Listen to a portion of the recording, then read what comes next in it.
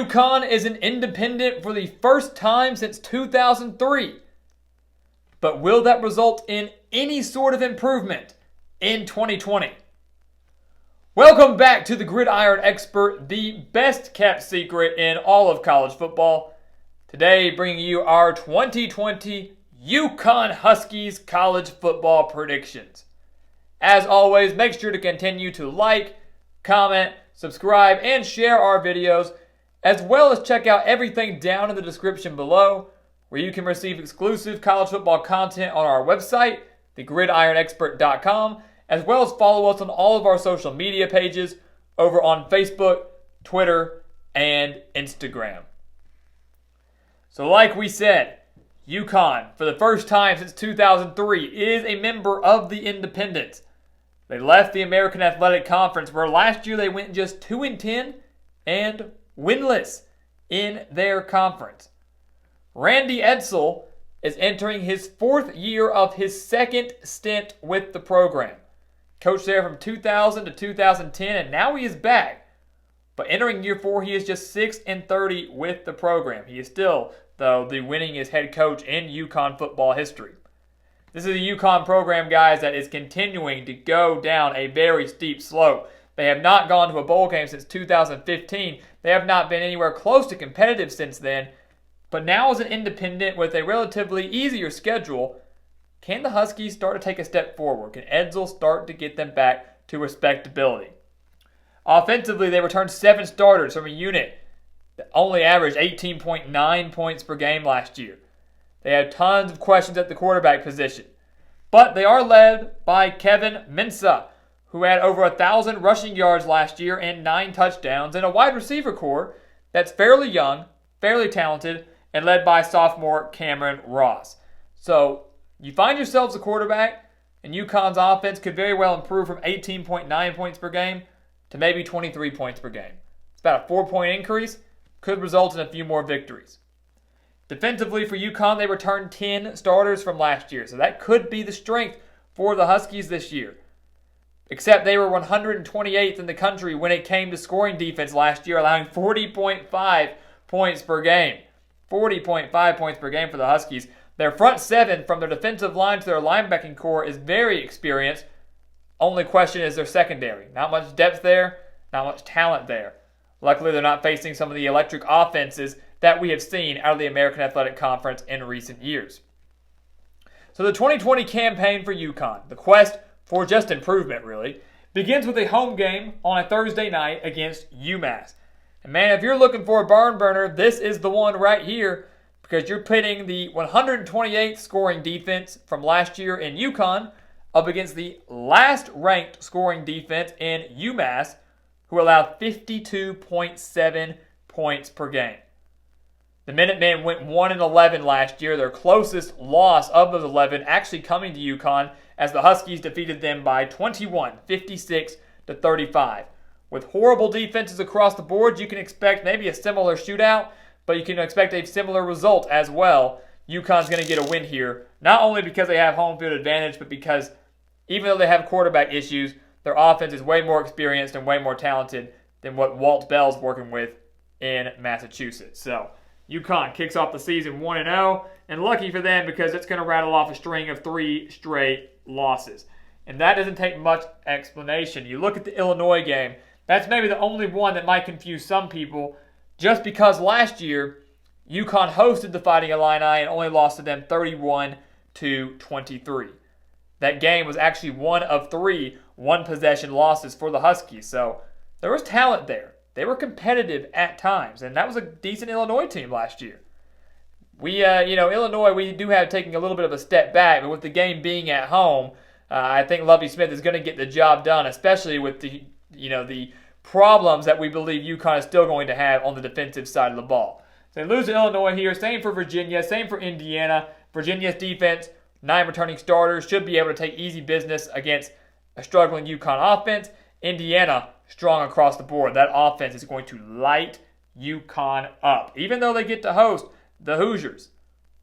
Michael Penix, Walt Phillier, Stevie Scott, they're going to drop no less than 35 points on the Huskies. It could be worse. They're 1-3.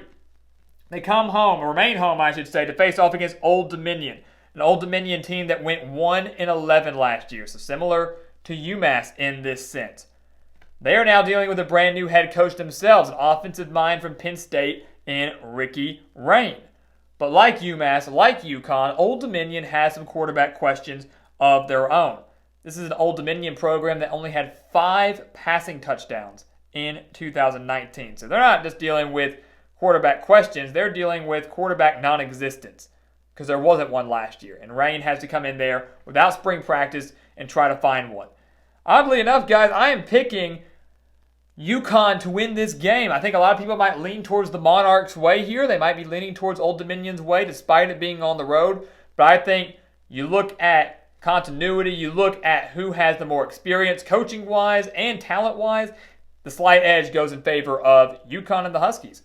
So they get a win over Old Dominion. They're 2-3. And we're going to give them a win over Maine. Certainly a game they cannot afford to overlook. A Maine team that can drop some points on them. But a Maine team we do think the Huskies will be able to take care of and defeat. Which means going into their bye week, they're 3-3.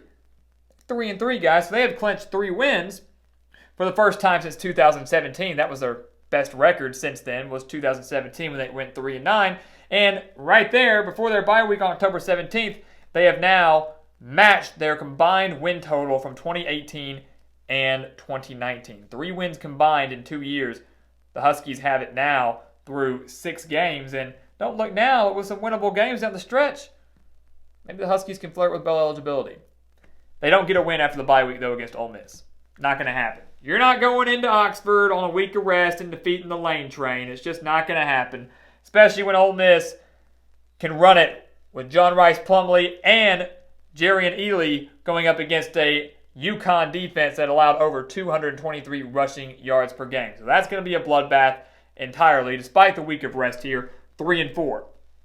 They take on Liberty on Halloween, a Liberty team that went 8-5 in their first year under Hugh Freeze. Many will look at Liberty quickly and say, oh, they lost their quarterback, Buckshot Calvert. They lost their top wide receiver in Antonio Gandy Golden. They're going to take a major step back. No, calm down. Let's pump the brakes. What you don't know is that Liberty's been waiting for their quarterback to come in. That's Malik Willis, the transfer from Auburn, who sat out all of last year and now is the perfect quarterback for Hugh Freeze's system with the Flames. So they're going to be able to run a very electric, very difficult RPO-style offense that UConn's not going to be ready for. Maybe Liberty takes a small step back in the win column, but I do think they go bowling again in 2020. They defeat the Huskies here. And, of course, we do have North Carolina defeating the Huskies, too. Look, when you're talking about quarterbacks, this is the best quarterback UConn's faced all season, Sam Howell. An offense led with Mac Brown as their head coach that returns 10 starters. This is a game that could well go into the 70s for the Tar Heels if Mac Brown is feeling generous. So North Carolina gets a huge win, easy win, I should say, to kick off November. For UConn to go bowling, they've got to win out. It's not entirely out of the question, but we do think it is. They lose to San Jose State here. Why? Why San Jose State? Well, this is a San Jose State team that went 5-7 last year and went on the road and beat Arkansas.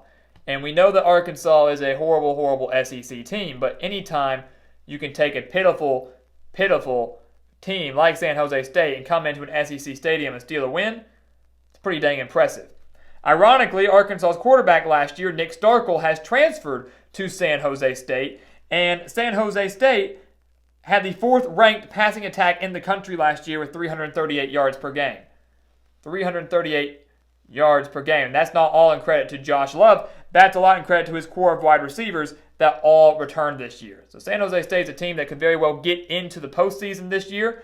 And with the road being a road game for UConn really going across the country, they will fall. They round out the season against Middle Tennessee State and Army. The Blue Raiders having a disappointing 4-8 season last year, but they do return their dynamic quarterback in Asher O'Hara, and you never, ever underrate Rick Stockstill.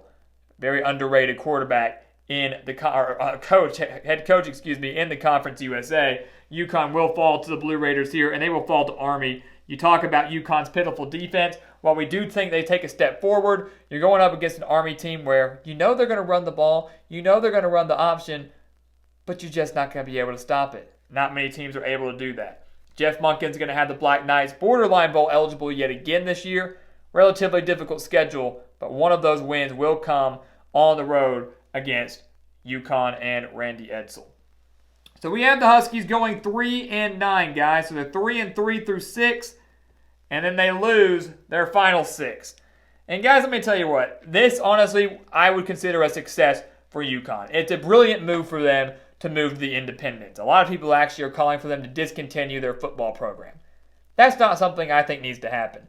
It's only been 4 seasons since they last made a bowl game. All right, you can get back to the point where you're contending for bowl eligibility, especially now when you're not within a conference playing certain teams, and it's an AAC, American Athletic Conference, that's constantly getting better and better. UConn was never going to be able to contend there. They can here as an independent.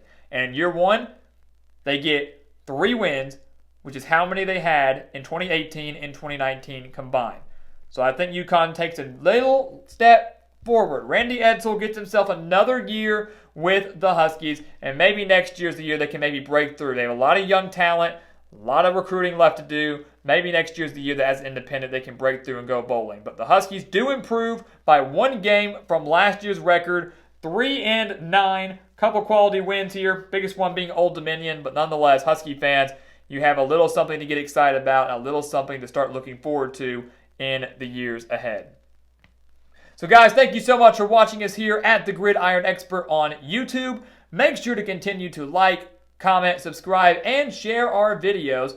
Also, make sure to check out everything down in the description below, as we have exclusive content on our website, thegridironexpert.com, and exclusive content on our social media pages over on Facebook, Twitter, and Instagram, none of which you want to miss. And once again, as always, thank you so much for watching, and we will see you next time right here on the Gridiron Expert.